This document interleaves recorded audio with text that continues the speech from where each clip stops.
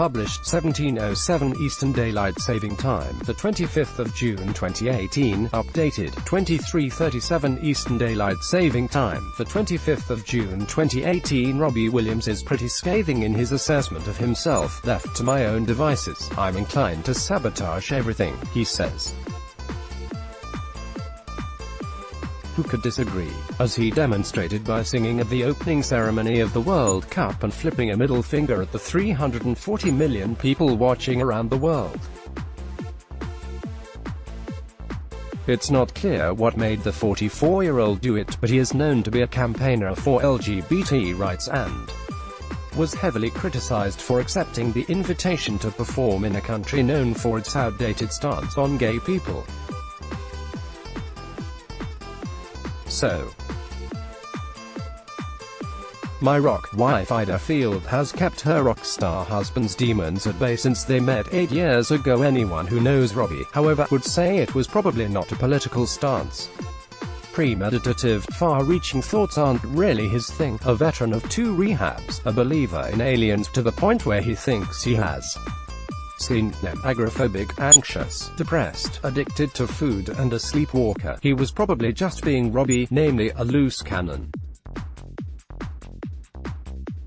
Despite being worth £155 million, only last year he confided that if he manages to have a good day, it will only be because he has been able to balance his medications.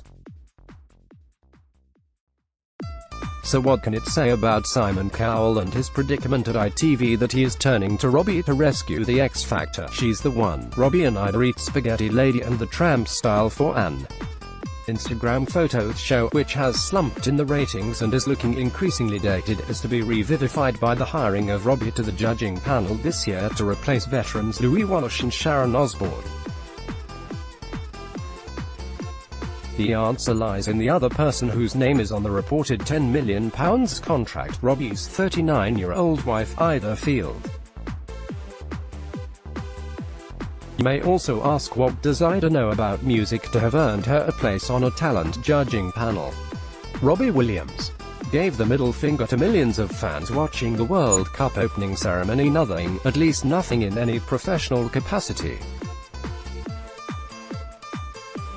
A Turkish-American actress, dating and then marrying Robbie 8 years ago, has been her biggest claim to fame, unless you count a stint on cheesy US soap Days of Our Lives, and occasional appearances on ITV's Loose Women, of course. Even Robbie has said there are shades of Linda McCartney about them working together. Linda joined her husband Paul in Wings, despite no musical accomplishment whatsoever, but, he says, what the heart wants, the heart wants. Paul McCartney needed to have that safety, and so do I. The truth is, Ida's chief talent is keeping Robbie together and the cash rolling in. He won't, he can't, do it without her. And she wouldn't have got the X Factor call, and the fame and attention she adores, without him. It is a serious display of marital codependency. 39-year-old Ida shared these photos of the loved-up couple to her social media happily. Showbiz is in Ida's blood. Born in Los Angeles, her mother Gwen, who spends weeks at a time with them at their homes in LA and in London, is a successful film producer. Actor Jake Gyllenhaal was a school friend. After studying law and accountancy, Ida had been set to become a tax accountant, but, a natural show-off, she followed her heart into show business and ultimately onto Robbie. As well as Robbie's chief handholder, she's become very adept at forming and fostering useful connections. She is friends with Simon Cowell and his girlfriend Lauren, and has even fostered a connection between Simon's son Eric, 4, and her own daughter, Teddy, 5. She's mentioned how the pair have play dates. She's also very close to singer Adele, to whom she was introduced by Robbie. So just how did Ida save Robbie, and what can we expect from his return to showbiz?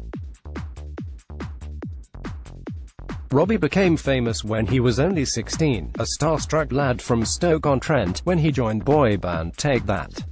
The fame and success was huge, and brought with it great pressure. He said, "The only thing that mattered to me as a 16-year-old was having a white Porsche Carrera, being able to buy my friends new trainers and being on top of the pops. To my mother it was hell. We were constantly under threat of being burgled. I slept with a starting pistol and a hammer under my pillow. My mum closed the curtains in 1991 and didn't open them again until 1995. She was miserable, which made me miserable. Serious problems were caused by his unhappy relationship with manager Nigel Martin Smith, who he claimed handed out psychotic kings in which he was told he was too fat and couldn't dance." Robbie said, "I wasn't liked, I was a problem. And those were my formative years." After leaving the band in 1995, Robbie went on a drink and drug binge for 2 years.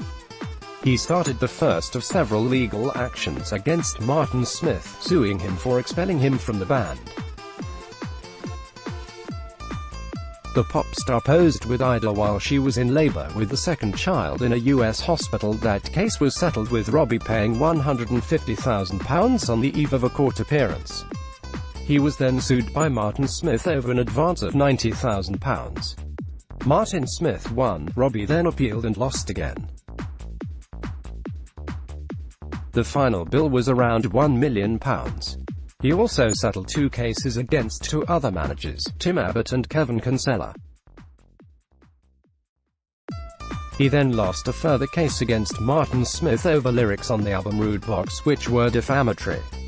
Robbie also fell out with Guy Chambers, the man who co-wrote all his big hits, such as Angels, Millennium, and Let Me Entertain You. His talent for self-destruction continued, with his deal with EMI, the most lucrative in pop history, going sour. Robbie felt bruised by the reception of his 2006 album Rude Box and went into a downward spiral. He said, "I did a lot of damage to my psyche on the 2006 tour. I lost my confidence, and it has taken years to get it back. During that time, I was convinced I couldn't do it anymore. The spark had gone. The secret ingredient to being a pop star had deserted me, and without it, what am I? So off I went into my wilderness years." His drug abuse during those years was terrifying. By the end of 2006, he was on a sort of enforced sabbatical. Life was mostly about insomnia, smoking, drugs and watching reality TV alone in his mansion in Los Angeles, surrounded by works of art by Andy Warhol and Roy Lichtenstein, and his collection of 600 pairs of trainers. By the time he checked into rehab in 2007, he believed he was no more than 24 hours from death. It was around this time that Ida entered his life. The meeting, at a party in Hollywood, was typically bizarre. "I got tucked into a lot of drugs," he recalls.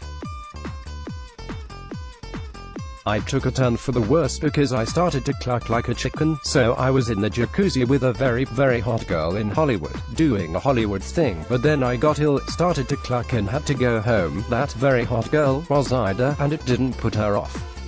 Besides, she has a rather more romantic recollection of the encounter, telling an interview in 2016, "We started to talk, and as corny as it sounds, something just happened. There was an electricity between us. Alas, after a few blissful weeks he dumped her." Ida said, "He went to rehab. I was devastated. But at the same time I understood, because I could see he needed help. I already loved him. I loved him enough just to want him to be well. I thought that was it. Right man, wrong time." Over. Sometime later he was at the famous Chateau Marmont Hotel in Los Angeles having drinks with actress Cameron Diaz and telling her the story of his romance with Ida. She told him, "It doesn't sound like it's over," Robbie said. "In that instant something clicked. So I got into a car and went to her door, and that's the moment I committed to her, which all sounds wildly romantic until you consider that earlier that same year he had made a similar romantic gesture to Rachel Gilson, a sweetheart from his school days. He called her up and told her that he was ready to settle down, and could she fly over to be with him. Within 5 days she was heading home in tears after the couple had a petty argument. She said that some of his behavior, possibly caused by the drugs, had been bizarre. With Ida, though, domestic bliss of a sort somehow followed. A star since he was 16, Robbie had never been in a supermarket and didn't know what a cucumber looked like, she says. Ida seems to take Robbie's eccentricities in her own offbeat stride. They had their 8 dogs as bridesmaids and page boys at the wedding in 2010. She calls him Sir Honey Dijon and he calls her Lady Sea Salt and Vinegar, after the crisp flavors.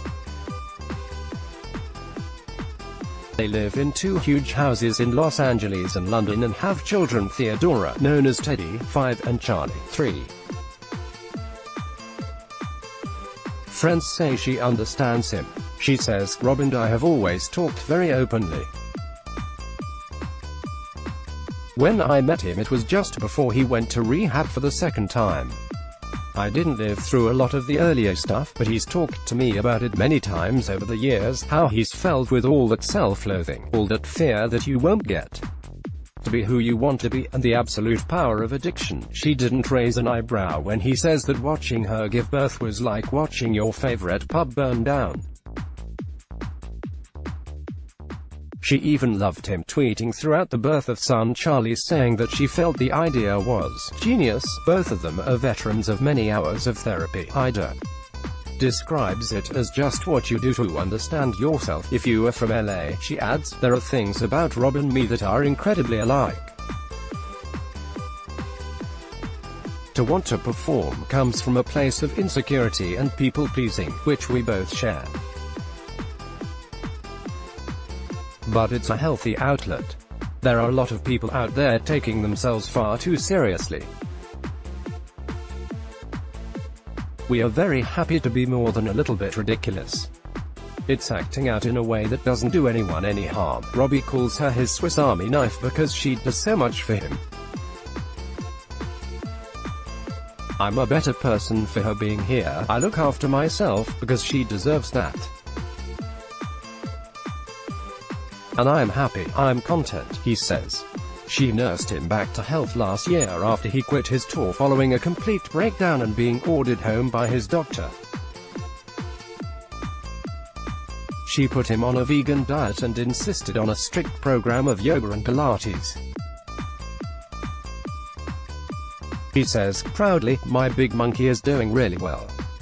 He's still got the jazz hands and is ripping his clothes off." He believes that the secret of the romance is that he is in like with her, which will make the relationship eternal. And he adds, "She's always got the corporation's best interests at heart.